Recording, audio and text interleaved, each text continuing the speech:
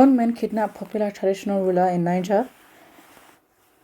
Bandits have yet again kidnapped another traditional ruler in Niger State. The hoodlums kidnapped the district head of Wawa community, Dr. Mahmoud Ahmed Ali, on Saturday night. Dr. Ali was forcefully taken from his palace.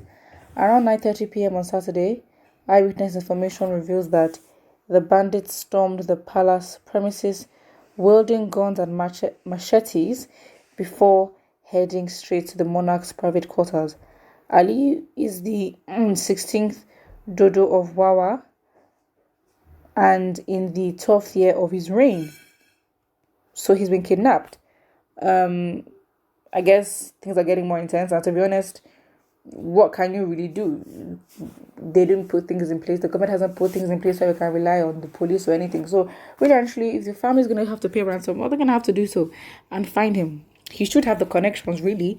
I mean, of course, we're not really specific with how prominent this ruler is, but of course, he's a ruler, and in some ways, shape or form, indirectly or directly, would be related to politicians, or just somehow he would have connections where there should be a solution. So yeah, that's really what it is. The first comment here says, good news. Bandits carry go, keep making life difficult for them till they believe we are not one Nigeria. I mean, to be honest, it's not like as if they're not attacking civilians. They're attacking civilians and attacking elites in society. And I think they're going up. They're going up the ranks. So from the bottom level of civilians, they go up to traditional rulers. And then I guess it will be senators, governors, who else? Those people in those political spaces. And then, the military, I mean, the NDA has been infiltrated. So that should be a red flag and a huge concern, and not, should literally stop and open your eyes to say that, whatever happens from then on is not surprising. Someone here says, and she prayed there is God, but people turned it as mockery. What does this mean? I'm so confused. Someone says Buhari is on top of the situation. Well, we trust. Someone here says, what is going on in the north generally, even in the central states? Niger is gradually turning into another Bono, and I'm just concerned most about my family, friends, and brethren over there. Otherwise, for me, it's a no-go area, as I'm comfortable living in the south. But oh God, have mercy on us, at least for the sake of the elects and the innocent young ones. Really, the battle, we think it's physical, but the battle is in the mind. Until there's a change in perspective, I don't think anything will happen to Nigeria as a whole. And I guess in the meantime, if you are looking at time as a factor as to, if things can be done, you're gonna have to, I guess, the best, quick, most efficient, and less costly in terms of time, it would be to just separate the country. That's it. Because for you to want to say, okay, fine, because again, if you say what's happening in the north, the people themselves are also not helping as well, because I don't think they realize ways in which they're cheated, and so they're gonna have to understand that they're gonna have to stand up for themselves. They have to. I don't think they have a choice, but everyone grows, so you're gonna have to wait. People get to that realization different. People don't. People are in Nigeria who do not even know anything about politics, or just know surface level things, but don't understand how politics is basically the thing that disrupts their daily lives, and why politics determine how well they will live in the country. So if they don't understand that, they don't really know what they're fighting against. So whatever they think is happening to them, they just think, it's normal, it's life, and they don't question it because they don't understand where the cause is coming from.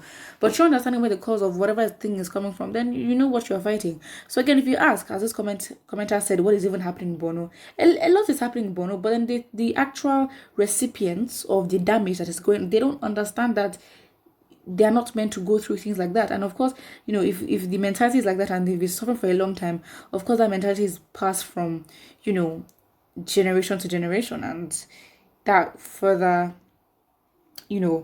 enables and continues the cycle of oppression and makes oppression basically perfect, where it seems impossible to get out of it.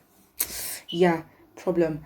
So yeah, that's pretty much what it is. Really actually have to find solutions to be enlightened. Again, if you're going to pray, because when you say pray for the country to be better, yeah, that's too vague of a prayer. Specifically, you need to pray that the northerners, their eyes will be open. That's it. To be enlightened, to understand, just to learn, be educated. I don't know how, but I guess it's like by sensitizing the public, dismantling how, not dismantling, but just putting religion to a side, because religion is a determinant in how people say a lot of things. Again, this man has been kidnapped. Really and truly, he can. It sounds harsh, but there's a way for him to sort himself out. But for the civilians themselves who have no connections, nothing, what would they do in these kind of situations? So again, it's like they're going to have to face it, except they enjoy how Nigeria is and they want to continue like that, which is fine. But again, Southerners do not want that. Secessionists are on the rise, and it is what it is. So yeah, that's what they decided, and it works like that. So yeah, that's pretty much it. I don't think there's anything else that you can say, to be honest. I mean, literally, that's it. For change to happen, depending on where Nigerians want to go, everything of course is crashing down. The 1% of the 1%, the elite, the anomalies. Even if you're working class, you are an anomaly. Looking at the population of Nigeria, you are an anomaly. If you can have 3 square meals a day, you are an anomaly. Yeah, so yeah, I think that's pretty much it.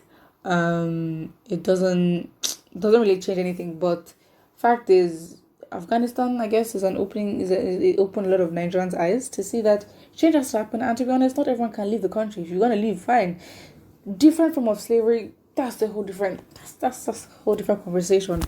But yeah, there needs to be an enlightenment. And I think it starts with those that are enlightened to enlighten the unenlightened.